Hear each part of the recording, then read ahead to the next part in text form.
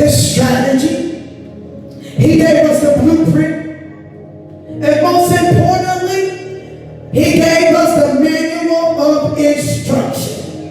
It's in his word how we shall live in the kingdom. Just like, let me give you an example. Just like when you start a job in corporate America or even corporate here in Kenya and so forth, and you never worked for that company before.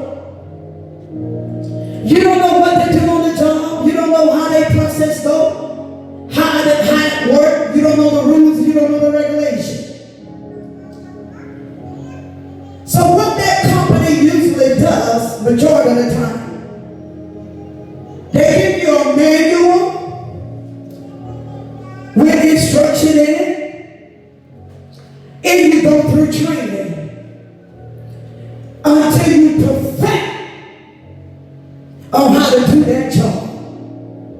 Because if you can't do the job right, if you refuse to train it, you refuse to learn what's in the manual, guess what? They fire you and they get a replacement.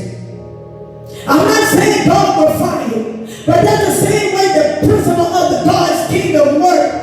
He tells us in Matthew chapter 6:33, he gave us a strategy, he gave us a blueprint, and he gave us the word of God. He said, seek him, study him, learn of him, and make him a priority. And meditate in his word day and night. That's how you live by the kingdom.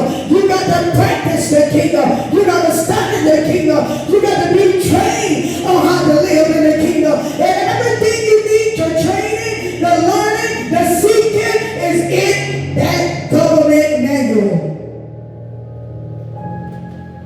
I mean everything. Even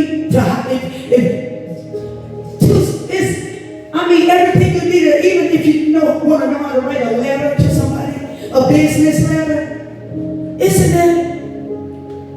Remember all them letters? Who wrote them letters? Nehemiah? Was it Nehemiah?